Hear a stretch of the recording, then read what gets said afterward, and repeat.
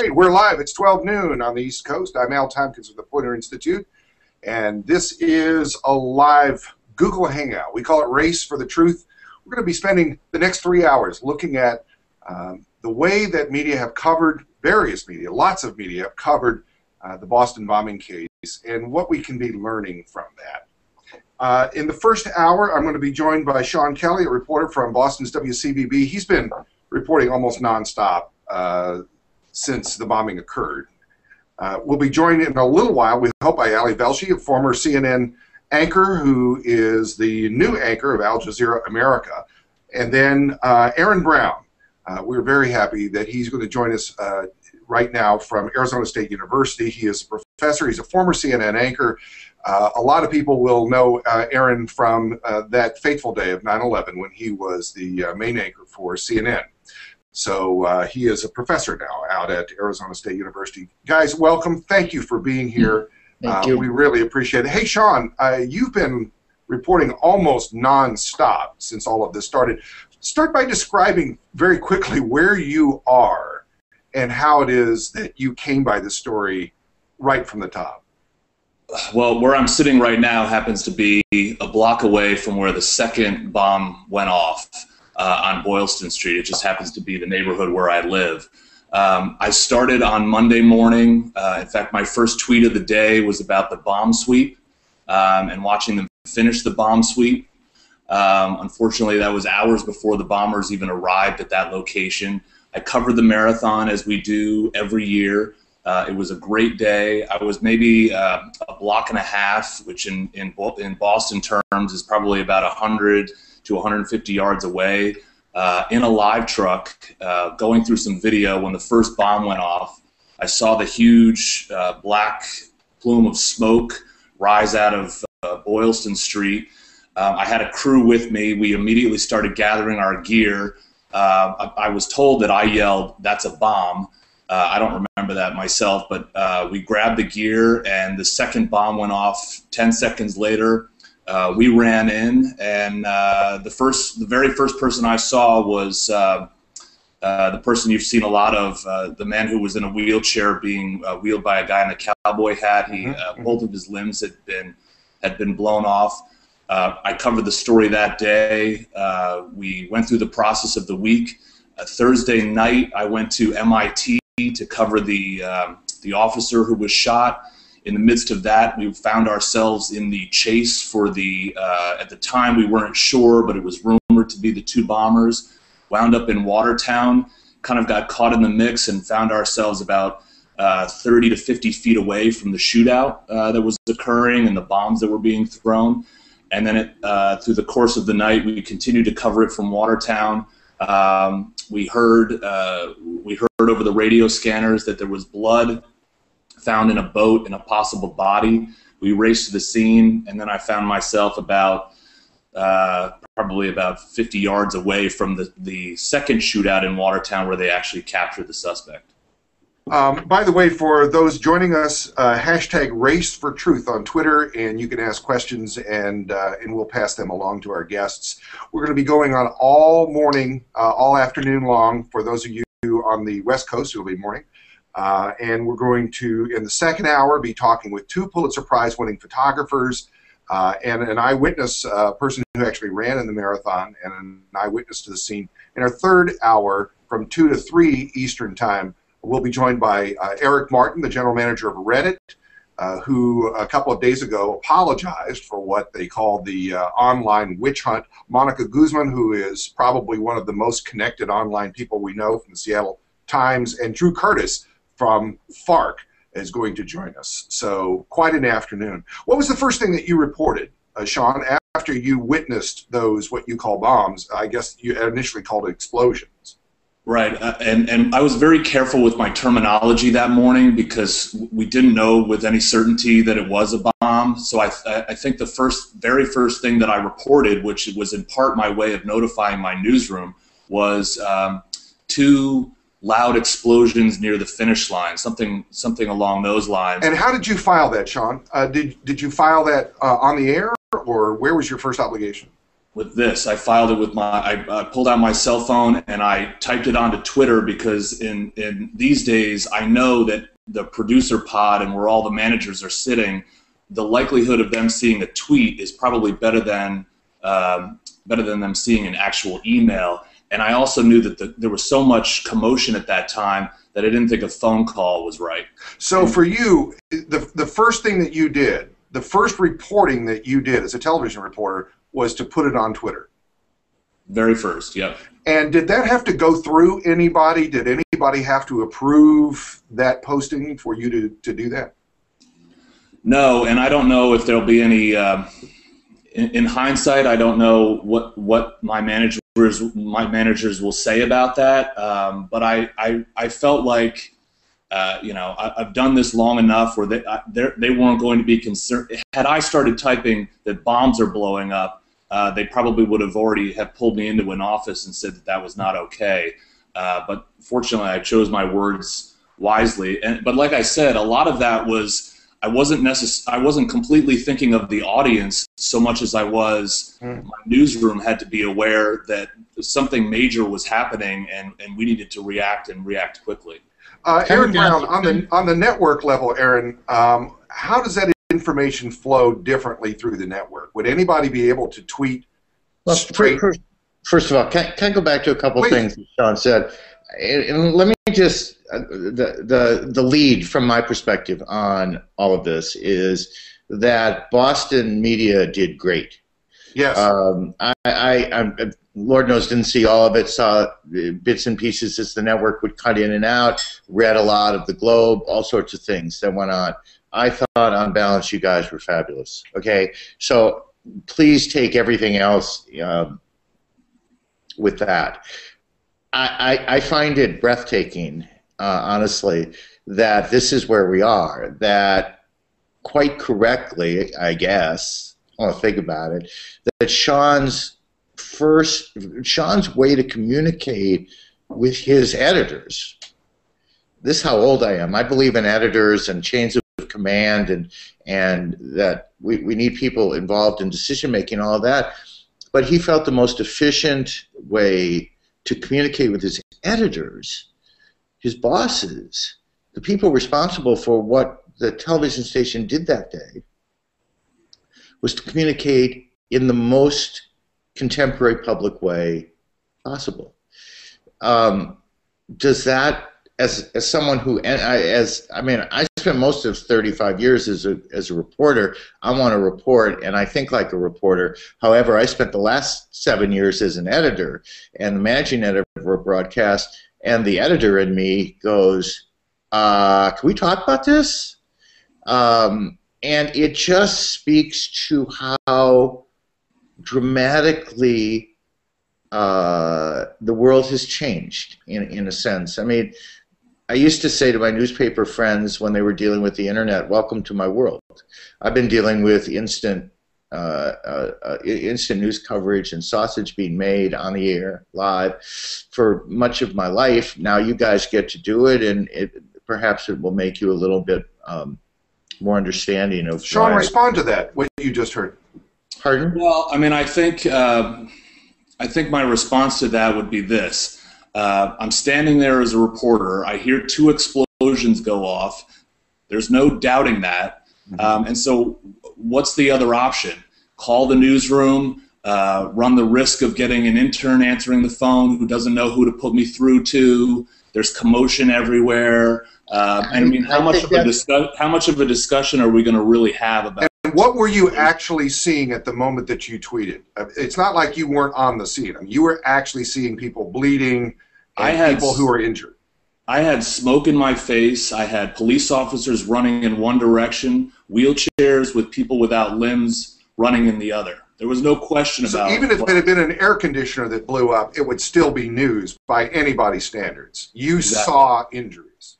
Exactly. And we were very clear on the air. I had 3 initial tweets. One was that 2 explosions had occurred, another that police were running to the scene, and then a third that people were coming out without limbs. From that point on, from a Twitter standpoint, we kind of took a step back because at that point we were then on the air, so we were making phone calls and describing it, and I was very clear to say repeatedly, we don't know what this is yet. In fact, when we were running in, there were marathon runners running out who were telling us, they're telling us it was just electrical. They're telling us it was just electrical. Now, I may have assumed, which I did, that they were two bombs and there was no way it was something electrical, but I didn't know that with any certainty. There were generators in the area. We're sure it could have been that, so I was careful. So Aaron, first of all, let me just. Yeah. I feel like, respectfully, first of all, Sean, I'm not being critical at all. I suspect if I understood Twitter and all that stuff, I'd have done the same thing. I mean, if that's how my editors, if that's the most efficient way to get to my editors, that's the most efficient way to get to my editors. That's just a kind of, you know your editors, you know their habits, you know the likelihood that your phone call is, you know all that. I don't second guess that at all. What I do is marvel at and find somewhat, just as a 64-year-old, honestly, it's somewhat breathtaking that the way we now communicate with our editors is public. But Sean, it's not just like our editors and producers saw that tweet. All the people who follow you, and I don't really understand all this, but all the people who follow you were also getting that for the first time. And you, by the way, don't know, I mean, or I don't know, you may know, I don't see how you could know, what other tweeting was going on, what other things were being said. There's no context really for where you are. It's just, to me, it's that one of the things the internet has done is eliminated the whole gatekeeper function of what we do, and this just seemed to be that squared. Okay, I want to test that just for a second. Sean, is the gatekeeper function compromised in some way or another? Is after you've gone live from the beginning, then what happens? You've started the ball rolling, you've started to go live, it's clear you're going to go live. How does information come to you and then get on the air from that point forward? From that point forward, in many ways, since I'm the person at the scene, I'm dealing with a handful of things. The logistics of television, getting on TV to show people what we are seeing ourselves. But in terms of the information flow, which is I think what you're asking, a lot of it is just play-by-play, where the anchor is there and the anchor is saying, Sean, what are you seeing at this moment? And I'm able to communicate. We're standing next to police officers who are now moving us another 50 yards back. The crime scene is officially moving another 50 yards back. Then the next question, what kinds of injuries are you seeing? It was simple for me to turn and look toward the finish line and look at the people coming past me to know these are lower extremities is what we were seeing mostly. So then that's an easy report that did not require the phone call. Just in a context point of view, as we progressed through the week, that's when a lot more phone calls were being made to managers where it was, here's what we're hearing. I've got a couple people who are saying that there may be somebody in custody right now. And then other phone calls I know were coming in from the courthouse. Hey, listen, some federal court workers are saying that they're preparing a courtroom for something major. What do you want to do with this? And then the manager decides, okay, we're going to bring you back on the air. We're prepared to report that, but limit the information to what we're being told is this. So Who were the major sources of information? I mean, as closely as you can characterize them, especially around this information of a suspect, somebody has been arrested. Well, I think that in itself, I'm curious to see how that fleshes itself out in time. But without giving out specific names, because I think I need to be careful about that at this moment. I think that there were high-level people that were speaking to reporters who are typically in the know on everything. Now, was this were they some place and reporters were talking with them under some condition that they weren't going to name them? There were phone calls being made to these people directly. And is it your suspicion, Sean, that pretty much everybody was talking to pretty much the same people? For the most part, I can think of about 3 to 5 people who were doing a lot of the talking behind the scenes. Why couldn't they be named? Because they were not willing to. They were not given permission by the FBI or others to give out information. And these, there has been some suspicion, and I don't know whether you can tell us anything about it. There's been some suspicion that a fair amount of this information comes from politicians, people who are getting high-level briefings. To what extent did the politicians play into the information source? That's exactly correct. 100% correct. There were politicians involved who we know for a fact were involved in high-level meetings. I'll be curious to see when the rest of this is written about how journalists handled this. I'll be curious to see what we find out about the actual day that CNN reported that an arrest had been made, and others did as well.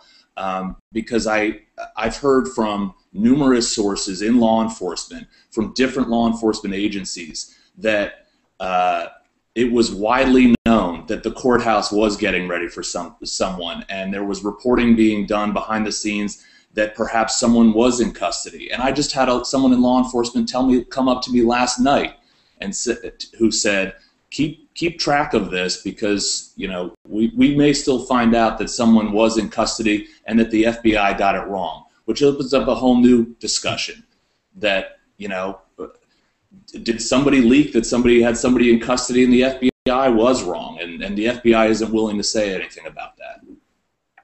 What harm comes, Aaron, from reporting that somebody was arrested and then somebody, apparently wasn't arrested? I mean, look, we're watching live coverage just as we watched you on 9/11. We know that this is rolling coverage and that the truth's going to change as we go along. So what's the big deal? Don't we all get that? I don't know if we all get that. To be honest, if I thought we all got it, I would have. I think I would have handled it differently. I tried to remind people a lot, whether it was 9/11 or the sniper or any of the other kind of big rolling coverage things that I anchored in my life. The first attack in the World Trade Center in '93, I did for ABC. I tried to remind them the first reporting of these events is often very chaotic, and keep that in mind. But the question of harm is like there's the micro harm and the macro harm. The micro harm is if somehow that person is identified. That's a harm. That's like a big harm to me. If someone says Aaron Brown is in custody, Aaron Brown's a little upset. Aaron Brown's family's not too thrilled. So that would be a big harm. More broadly, I think for the news organization, and I mean for CNN, and oddly, if I just as an aside, think that CNN has more. The CNN brand has more on the line than, for example, the Fox brand in this sort of thing. So CNN takes a bigger hit. Is that your connection to the audience is hurt? Is it destroyed? Probably not. I mean, I don't see that. But it's hurt, and your relationship with the audience, whether it's John's, I think as Sean knows, John's a killer reporter. He's a really, really good reporter. You're talking about John King. John King. I mean, if I told another interviewer, if John had come to me with that story, I wouldn't even. Would I have thought this might go south on us? Yeah. I mean, they all could go. And Sean is telling us today that may well turn out to be that information may well turn out to be true. Well, look, I believe him as a reporter. I mean, if we're keeping score, they were wrong, and so we know that to be we know that to be the case. But why were they wrong? I think is the interesting discussion that we'll have down the road about were they. I think we'll perhaps learn to appreciate more why they went with that story. Well, just what I tell you what. my view on this and what I've told students about this and what I told, you know, others, media critics about this is, and Sean, I mean, I don't know that you've looked at everything you said, and I know that I've gone through stories where I looked at it, literally everything I reported, and you know, sometimes you can do everything right in this business, and I mean everything right. And you talk to the right people, they give you information they believe to be true. You stop, take a breath, think about the quality of the sourcing, back up the sourcing, and that person ends up being wrong. I want to remind all the people who are... And it happens. I want to remind all the people who are joining us that at 2 o'clock, I'm sorry, 1 o'clock, we'll be joined by 2 Pulitzer Prize winning photographers. At 2 to 3, we'll be joined by the general manager of Reddit and Drew Curtis from FARC, who will be talking about the influences of social media on this story. Sean, if you guys slow down, if you start couching everything in very slow terms, social media will eat you alive. Drew? Absolutely. The night of the Watertown shootout, I'm in the midst of ducking in a car, and I can hear my phone going off, and I can then see, not long after that, see Twitter messages coming in demanding to know why I wasn't reporting any number of things about who these suspects were. And keep in mind, this was a night where at one point we were told, I mean, I had my hands up for a police officer pointing a gun at me. And so you get the demands on Twitter are just incredible to keep up. And then you can have managers calling saying, hey, we're hearing this, is it true? And the race to get the accurate information is so difficult. And I can remember seeing the spokeswoman for the Boston PD walk up, and I sprinted over to her to try to figure out, are these the terrorists? And she just put her hands up in this air and said, whoa, we don't know. We just went through a gunfight. We don't know yet. You know, they thought that. They weren't willing to go there. And it was interesting, too. The spokesperson for state police at one point said, we have 2 suspects accounted for. Well, they did. But it turns out one of them was wrong. One suspect was not the bomber. So it went from 2 to 1, just like that, and these were official people telling us this. And so, you know, calling it as you're seeing it becomes, when you look back, Aaron, I'm a little bit afraid to look back at some of the things that we reported that didn't come out to be the way it actually was. One of the things that happened while you were out there on the scene was there was a report from a police scanner, not from a journalist initially, but from somebody who was on Twitter, and they heard the name Sunil Tripathi, who the name was on the police scanner.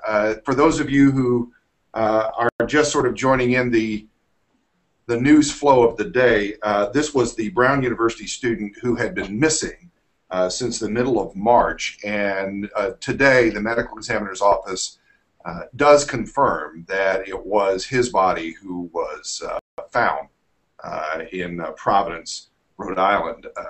So sad news becomes even worse, but he was falsely identified. I guess originally, Sean, on a police scanner, you must have heard this. I actually did not. That, from what I was told, that name came out at a point where we were so close to the position of the shootout, excuse me, that we eventually had to have a police escort to move our car out of there, in part because there were concerns about whether we were in the crime scene area, but secondly because there were so many explosives around. So there was a brief period where we could not listen to the scanners in our kind of negotiations with police to get out of this scene. But I immediately saw it on Twitter, and then I was people were messaging me about it, and I'll have to tell you, I was looking at the picture and I thought, wow, there is a major similarity here. But getting back to our original discussion, there's no way we would have put that out there. Why not? Multiple discussions were being had with managers. Why not? Well, because scanner traffic is all over the place. You know, there's a lot that's said on scanners that winds up not being true. There was an original report on the scanner that there were calls, we got him, and there were police all around me in Watertown saying, we got him, it's over. And it wasn't true. So you can't just go on what they say on the scanners. It certainly kind of guides you in the direction of where police may be thinking. But I absolutely would not feel comfortable going that with myself because of the point we were talking about earlier. If you're wrong, you're way wrong. I just can't even imagine being those kids who were on the New York Post. I just wish that more viewers could hear your story. So here you are watching a gunfight, an actual gunfight. Bombs are going off. There's smoke in the air. You can report that there's a gunfight. They're saying, we've got them, and you have a break in your head that you're tapping saying, we can't say we've got them. You can't report they say they've got them. Right. I mean, yeah, but you can report. I mean, first of all, I am grateful that I didn't live in a world where I had to worry about what Twitter was saying. Honestly, it was bad enough to worry about what AP was reporting, and having editors say, you know, AP is saying blah blah blah, let alone, you know, some guy in Cambridge is saying blah blah blah. You can report the chaos. You can report broadly that the crosstalk on the radio is nuts right now. That all sorts of things are being said, and I would absolutely report that. I wouldn't be uncomfortable reporting that, and I would try, because what Sean is trying to do, I don't mean to speak for you, but I know your work well enough to know that you're trying to create a sense of experience for viewers. You're trying to put them in that moment, and part of putting them in that moment, feeling what it's like to be in Watertown in the middle of that shootout, is to say, the scanner traffic is insane right now. Some cops are saying, we got him. Others are saying, duck. Others are saying, move back. It's hard to sort anything out except to say that at this moment, chaos rules. That's a great thing for viewers to know. That's a wonderful piece of information to have, and I wouldn't hesitate to put that on there. Aaron, draw on your experience even from 9/11. Isn't part of the problem when you are on the air for hour upon hour upon hour, those initial hours, lots of information comes in, there's lots going on. And then in hour 6 and 8 and 9 and 12 and 31, yes, that's when the problems start, yes? Well, think about that. So I just did, for my students, the last couple of days, I've been going over an hour of 9/11, the 10 o'clock Eastern hour. A lot of things happen. One tower falls. Lots of things happen. I'm not sure I agree with that, Al. I think that you can have, we put on a lot of people in hour 31 or hour 12 or hour 9. But, you know, you're putting on the Prime Minister, honestly, in that situation, you're putting on the Prime Minister of Israel. That's a little different. And we put on a lot of people who, it seems to me, in those hours, who had gotten out of the building, and we were very interested. I was very interested in the stories of people who got out, what they saw. I was very interested in people who were rushing in that time. We were very interested in, now I say this, and I say this like I was thinking that way. That's not really honestly true, is creating the experience for people. What was it like to be in that tower when people were trying to get out? What was it like to be a fireman down on the scene? What was it like to be, what is it like to be? I mean, that's what television does. I think I'm more struck by how much misreporting, honestly, big and small, goes on as the event plays out. We had, you know, fire at the State Department. There was no fire at the State Department. We had all sorts of things that very smart, careful people were told, but were not true. You know, even if you look at this story, not even, I mean, this was a big story. Today, I'm reading actually last night, I'm reading the New York Times. It turns out what Sean referred to as the second shootout, it seems like it was a one-way event because there was no gun the other dude had.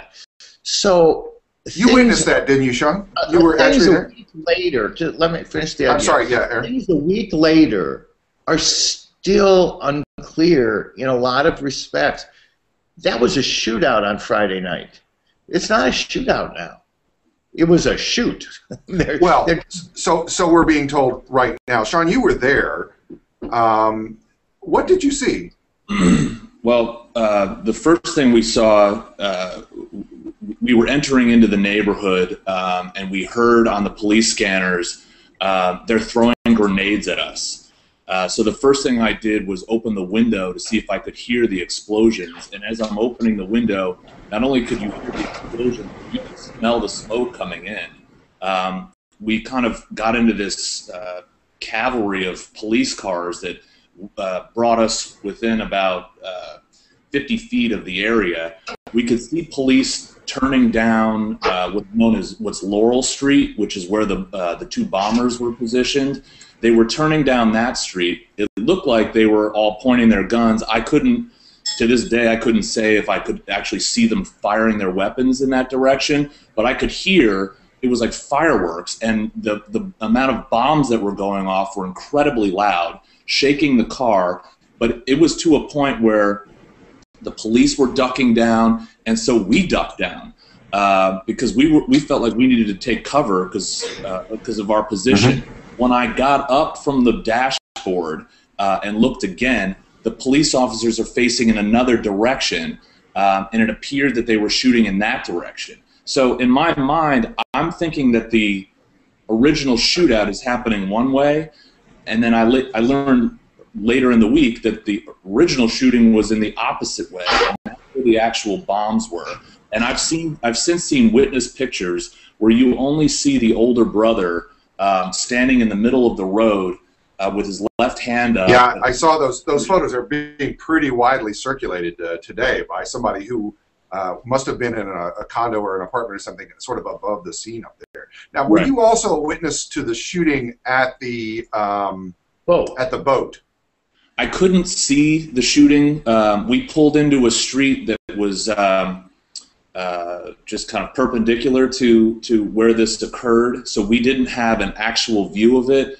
But I can tell you from when we pulled up, what we were hearing on the police scanners was that they were setting up a perimeter, which is not it's not a slow process, but it's not as aggressive as it would be if they were actually moving in. And what we were hearing them say was, don't do anything until SWAT arrives. So when we got there, we saw canines, troopers, long guns everywhere setting up, but it wasn't. They didn't appear to be ready to move in. And as we were getting out of the car, that's when we heard a lot of gunfire. And you could see it on the looks on the troopers. They were startled. They all ran in one direction, and they were yelling at us for us to get down. And at that moment, we thought that the bomber was on the run toward us, just based on the direction. And what were you reporting at that time? And how were you reporting it? I'll come to you in a second, Aaron. The best I can remember, we were just saying that there was an area surrounded by police. There was gunfire, and we didn't. And I think I reported that we didn't know if there was gunfire coming from the boat, but we were reporting that the police who were around us were around a boat where they had gotten a report that there was blood and a possible person inside. And how did you know that? I knew that from standing next to a bunch of police officers, and this gets back to Aaron's point. We were listening to the radio traffic, and then we were standing next to police officers who were hearing the same thing we were hearing, got in their cars, and went. So we were careful on, not to say this is it, this is the suspect. We went back to what Aaron was saying, where we were discussing, here's what's happening right now, and here's what police are being told. The only point I was trying to make in this is here we are we are a week later, 6 days later, and a significant fact seems by lots of people. I mean, the Times piece that I read, and this may have been widely reported in Boston. I haven't I haven't done the papers yet today. I've just been talking to you. Is that they're trying to figure out who gave the initial order to shoot. There was a commander who gave a ceasefire order. They're trying to put pieces together, and the challenge for the Seans of the world and the dangers for the Aarons of the world who are asked to be critical of the Seans of the world, whether they want to or not, is that this stuff is, a week later we don't know. A week later, we now believe it was a one-way shootout. That's what we believe today. The Times reporting was really solid, I thought, or seemed really solid to me. And when we are asking reporters to do this in real time, I think it's imperative that we at least give viewers a kind of broad sense of the chaos that information, of the chaos of the information flow, if that makes sense. Hey, Sean, let me ask you. That's happening. That's terrific. I think too often it does not happen. I think you're right, Aaron. We don't pull back the curtain enough to say how we know what we know and what we don't know. So, Sean, let's move forward a little bit to now we've got these reports from a hospital, and almost, I don't want to overstate it, but it seems like every two, 3 times a day we get another sentence or two from the bedside that appears to add more information, more understanding. Where's that information coming from, to the extent that you can tell us? To the extent that I can tell you, some of it is just being passed along through the general chain of this joint terrorism task force that they have here, where there are numerous people who meet on this, and some of the information is filtered down. I mean, I'll be honest, we have some people who are getting, at this point, better information from the hospital than I am. But one thing I think is interesting is that there are stories now that are being told. For example, the shootout story. It'll be reported on one day, and then a couple days later, I'll see a breaking news headline, and it'll be the same story, just kind of told a little bit differently. So, my station reported that there was only one weapon recovered in Watertown that appeared to be used by the 2 suspects. So, the reporting was that there was one gun, 2 shootouts, 1 gun. And then all of a sudden, a day or two later, it's breaking news, second suspect unarmed at the boat. Well, didn't we already just say that there was only 1 gun and it was not at the boat? So these developments aren't much of a development, is what I hear you say. Some of them are reworded developments. Isn't this what happens when we stay in Boston for another 10 days and we keep going? We keep looking for the one more little development. Right. Maybe it's time to move on. I think the part that worries me now is now we're heading into the territory, and there was a little bit of this early on, but we're heading into the territory of getting more people saying that they have been told information, and so you start to really question, well, have you? Were you in the meeting? Were you sitting with the FBI special agent in charge? Is that where you got this from, or did you hear it from so-and-so who heard it from so-and-so? And I'm not saying... how many conspiracy theories have come your way? I mean, you're down beating the street every day. These must be just flowing out of the woodwork for you. The one that got me yesterday was the amount of people responding to the news that the suspect's mother and father were going to be coming back from Russia, and that they were going to be escorted into the hospital room. Where on earth does this come from? I have no idea. But I then spent part of my day dealing with U.S. Marshal sources who thought I was crazy for even asking that. But then the response to that was, well, if Michelle Obama can visit him, well, wait a second. Now the First Lady got to visit him? Where does that... I don't even know where this stuff comes from. I was there yesterday. He confessed. You have breaking news for us? Yeah, he did the lip. Was he speaking or just drawing for you? Well, it was. I'm pretty sure it was the Lindbergh kidnapping. Maybe it wasn't. But I reported it as breaking news. One of the things about this that I find that in talking to students, there are the mother coming to visit, I think, is a perfect example of this. I assume the appetite in Boston for every detail, large or small, is insatiable. I completely understand that. It's my city, and every detail, your audience who's coming to you, there's a weird one-story mentality that happens in cable, and I think Boston TV is experiencing this now, that you can't leave that story. That audience in that moment is there for that story. That's the reason they're there. And so the example I normally use is, I don't know if you remember Terry Schiavo, the woman in Florida who was taken off life support. And for a week, there was this circus down there, and nothing new happened. Okay, it was the same stuff every hour, and yet every hour we did exactly the same thing because your audience wants every detail all the time, and God help you if you leave it. And I think that's where Boston, sadly, I mean, I think that's where this story is. Everything is breaking news because there has to be a lower third in life. It's like the 11th commandment. There needs to, every television screen has to have breaking news on it. Sean, let me ask you a quick question. What are your standards in your newsroom? We got a question from one of our Twitter followers who used the hashtag #RaceForTruth.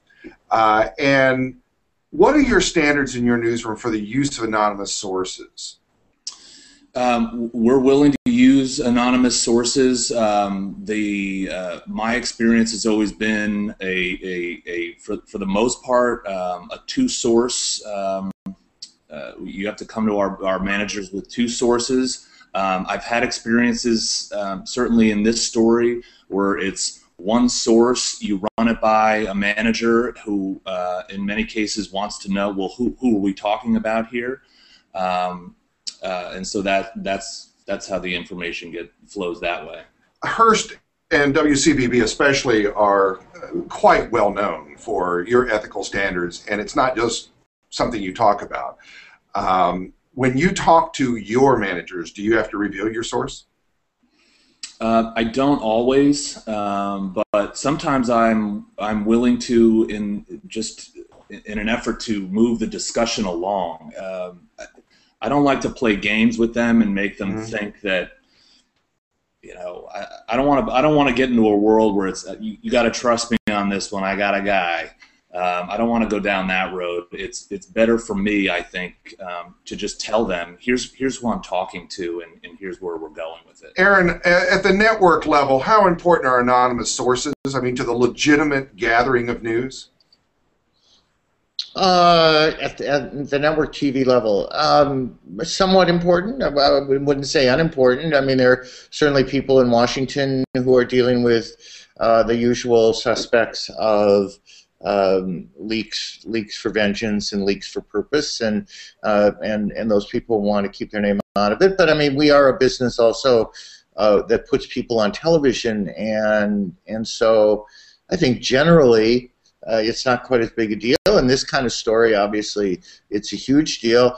It was funny when Sean was talking, you know, I want to have two sources, but sometimes, and my general thinking was, I want to have two sources unless it's really damn good, and then I'm going to make the argument that my source is so solid that I can, you know, I'll take the hit on this. I absolutely had editors who wanted to know who the source was, and I do feel this is a tricky area as an editor. I felt I had the right to know. This is an employee of mine. You know, the weird thing about being the anchor is, it's also the wonderful thing in times about being the anchor, is that you're going to get a lot of you're going to get the credit, and you're going to get the blame, and I just want some. You know, I was happy to say, oh no, I didn't say that. That was Jennings who said that. But But if it's my source, he has a right to know. He had a right to know where that was coming from, and I kind of feel like the editors have that right to know. It's uncomfortable, but I think Sean characterized it exactly right. You don't want to get on the road of, you got to trust me on this one, I got a guy. It's just a tough road. That's a source calling you right there. Sean, let me ask you something. Al, can I just make one point before the question? I don't want to underestimate the pressures of a chaotic story like this, in addition to the competitive nature of our business, coupled with all this online stuff now where it's just rumor after rumor, and all these people who think they're the smartest people in the world are driving home the information, and you're spending all this time trying to juggle the facts, trying to knock down rumors, and you're also trying to, I mean, you're running a TV station, so you can't spend forever analyzing these things, because ultimately you have a job to get this information out there, and you've got other stations who are going with it, and there is a temptation there, and you have to fight real hard, really hard, to not go with that temptation. Are you surprised, Sean? Go ahead, Eric. Yeah. Somewhere there has to be a balance between these things. I mean, my heart's still thumping at the idea that a Twitter feed is moving me in a direction. Okay, now I'm not out there doing that, but there has to be some balance between the other guy is doing it. I mean, we are who we are. We are our TV station. Our audience we are CNN. Now, I remember there's a guy at ABC, Dick Wald, who I think Dick is legendary in the business, and he's still around. He's at Columbia University now. Yeah. Yeah, teaches at Columbia, and when you were hired at ABC, Dick would say to you in that Dick Wald sort of way, it's taken us 20 years to build the reputation of ABC News. You can screw it up. That's not quite how Dick put it, but you can screw it up in a heartbeat. Don't. And I think it's really, I mean, look at the kind of week that John King has had. And he did everything right. Look at the kind of week CNN's had. Everybody has been wrong at some point on this story. And it damages us, all of us who love our business. We can't eliminate them all. But we need to be careful that adrenaline does not drive coverage. Adrenaline is not a journalistic tool. And sometimes I used to feel in my reporting, in ABC and CNN's reporting, even going way back to the King TV days, when we were using film, that adrenaline becomes one of the journalistic tools, and it's not. It's just not. Well, Sean, you're expected to break stories, though. I mean, you don't get you don't get a paycheck for being third every day. Exactly. I think, too, though, in the circumstances we all just went through, I think there was I don't know that there was a formal meeting to set up some sort of integrated correspondence about what information we were getting from where. But what would happen was a piece of information would come up, and then a handful of people in the newsroom who had contacts and had kind of oversight of the editorial flow would get that information so that everyone could then contribute. Here's what I heard. And then another reporter would come in and say, well, I can back that with this reporter. And then a third person, well, I'm hearing this, though. And so then a manager would jump in and say, okay, we need to hold back then. I'm sorry that we're not going to be apparently joined by Ali Belshi, but because I guess there's some sort of connection problem from where he is in California. But he wrote a really wonderful essay about coverage. And one of the things he said, Sean, is badly sourced news never starts out as totally wrong information. That's the difficult part of this, isn't it? That there seems to be a thread of truth even in bad information. Right, and again, I go back to the day that the day that the news broke that that apparently a suspect had been arrested, or even that an arrest was imminent. The circumstances behind that all had everyone kind of zeroing in on that idea, especially the courthouse. I talked to a colleague of mine. We saw a video of all those people outside. Right. I said, describe it for me, and she's been there. This is a colleague of mine who's covered the Whitey Bulger case regularly since his arrest. And I said, compare it to Whitey Bulger, and she said it was far bigger than Whitey Bulger. Now, they're not bringing in some drug dealer and getting that kind of attention. And now, is that enough to break a story? Well, no, absolutely not. But that's the kind of thing that journalists were dealing with, where you're hearing there may have been an arrest. Well, okay, this piece seems to match that. If you tweet or report something that turns out to be not totally accurate, is there a backlash for you? Oh, yeah. Oh, yeah. Yeah, I mean, I just, you know, in this day and age, you get immediate feedback, and from whom? From you know, at applesauce. I mean, any old handle is somebody's writing into you saying. So you're constantly hearing from people, especially on Twitter, about your reporting. You know, here's a good example of that.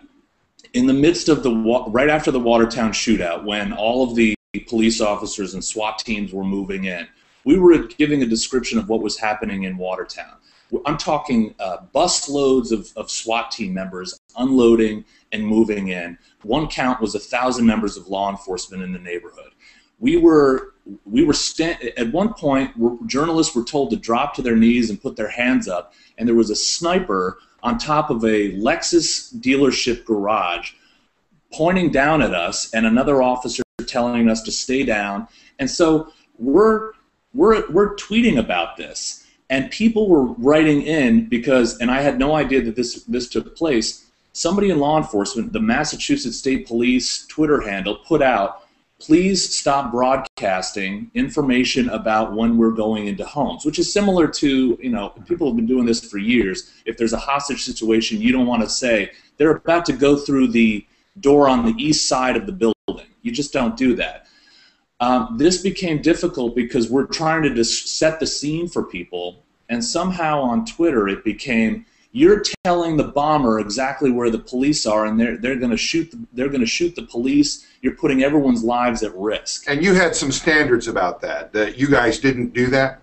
Did you show SWAT team members moving and where they were and so on? We did on the level that there was a main road where they were entering the scene, where because people needed to know that they were going to get a knock on the door, I suppose. 7 out of 10 people in Boston, I think it was TV News Check reported yesterday, about 70% of Boston actually was watching TV during the last moments. Look, and that's the public service part of this too, which I think is critical. I had friends of mine who live in Watertown who were texting me saying, "There's a large Humvee-looking vehicle, and it looks like the Army is entering my neighborhood. What do I do?" And so, you know, we felt like we had an obligation to say to people, "This is what's coming your way. This is what their plan is. They're going to knock on your door. Don't go anywhere. If you're being told to evacuate, they're telling us to tell you, don't go anywhere until they escort you out." So Aaron, go ahead. There was some obligation. Go ahead. There was some public obligation to let people know this is what's going to happen in your neighborhood. Yeah. And I would defend journalists, at least at my station, who were trying to give a description of that without saying, you know, here's the precise address where they are about to enter into. Aaron, I can't get the image out of my mind that Sean just described. A sniper on top of a building, looking down at them. They're being told to put their hands up in the air and get on their knees, and by the way, they're still tweeting. That's quite an image, isn't it? Yeah, well, you know, that's why your mom wanted you to have inside work. On the other hand, there, you know, as long as you don't get shot, it's a great story to tell your kids someday. They'll be thrilled, I'm sure. I just throw out to people watching, and you know, this is an oddly self-select audience of people who care about media and care about news coverage and that sort of thing. Is that I'm struck from the get-go here about the whole Twitter thing, and You know, you got some guy named Applesauce who's telling Sean, why aren't you doing this, or why are you doing that? And, by the way, full apologies to Applesauce. I don't know who they are, but well, or Peach, I'm sure there must be somebody. Right, Peach Marmalade. I mean, I don't actually. It doesn't matter to me. The point is that all this time, I don't know. I just sort of feel like, can we designate some 22-year-old kid to be in charge of keeping track of what people are saying on Twitter, and let Sean go about doing what he does, which is talk to sources, report the news, and not react to the blowing wind of people. Well, but wait a minute, Sean. The wind of people is not helpful here. Sean, wait a minute. This is not to say that Twitter and social media were without value for you.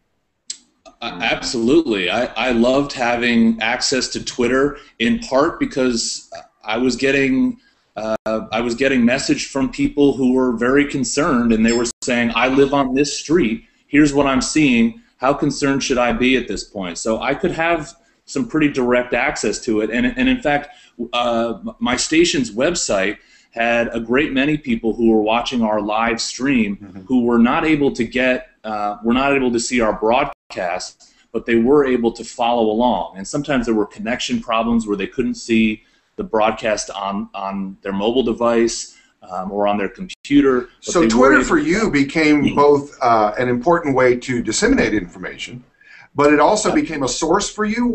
In what ways did social media provide information that helped you to cover the story? I wouldn't say it wasn't a source in terms of getting. Well, let me go back. So if the Twitter handle was Boston Police, the FBI, Massachusetts State Police, then we could use it as a source because the police agencies were saying, please follow us on Twitter for updates. But in terms of the public notifying us about various things or rumors getting out there, it was interesting to check it just to see where the mindset was flowing. We got about 3 minutes left. Aaron, I want to come to you for about a minute's worth of what you hope we have learned from covering this event and how we should be smarter, especially in evaluating sources in the weeks. The we being journalists as opposed to the we being viewers? Well, I think there's some of both, isn't there? Okay, well, I mean, I think, let me start with viewers, and I think we have those of us whose job it was, which the way I think of anchoring shows, connecting viewers and news organizations. I mean, we have an oddly middle role there. Need to just be reminding people that this thing is on the move. It is rolling like you can't believe.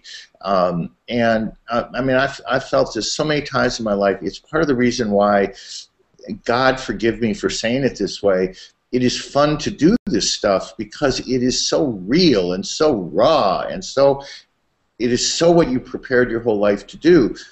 I think the more transparent you are, the more you pull back the curtain, the more you draw people in, the more people have an equity understanding of the good things that happen and the bad things that happen. Journalism, my lesson is I think that journalism by and large has been great. I have been so impressed with the Boston papers, so impressed with Boston TV. I just, it's not, if you're on TV that long, you're going to say something stupid. That is just a law of physics, man. You do 17 hours straight to TV, there's a moment where you're dumb. You can count on it. But on balance, I think reporters have learned to be wary of social media. It can be helpful, but it can bite you ugly. And I would, if I were running a newsroom right now, when we sat down and did the kind of after-action report, I would say, let's make sure that we have, I love the idea that there was a system in place in Sean's newsroom to bounce information off everyone to decide whether, now the truth is that you can do that the second day. But Sean, when it's happening, you can't do that. Sean, in the last minute or less that we've got, what have you learned that you would like for other journalists especially to not have to learn about covering a huge unfolding story like this? Gosh, I think it's just the importance of staying calm in the moment and knowing that in the midst of all that chaos, while you have that urgency to fire that information off right away, you have to ask you just have to constantly remind yourself, is this right? Do we need to phrase this differently? Because I think that's really where I found myself borderline getting into trouble with what I was saying. Just don't trust it because you're hearing it on the scanner. If you see the police move right, it may have been because of something entirely different than what you're expecting. Sean, I am deeply grateful to you. I know you are beyond busy. Aaron Brown, thanks a million for sharing your experience with us. Everybody, stay with us now because we have 2 more hours of conversations right here on the Google Hangout. Hashtag Race for Truth. In just a very short minute or so, my colleague Kenny Irby will be here with 2 Pulitzer Prize winning photographers and another photographer who actually was in the race and witnessed firsthand what happened. We're going to be talking about when and how to use graphic images, disturbing images, one of the big questions in covering a story like this, and we want you to participate. So hashtag Race for Truth on Twitter. Thanks a million for being with us in the first hour. And Kenny Irby is up next with wonderful photographers.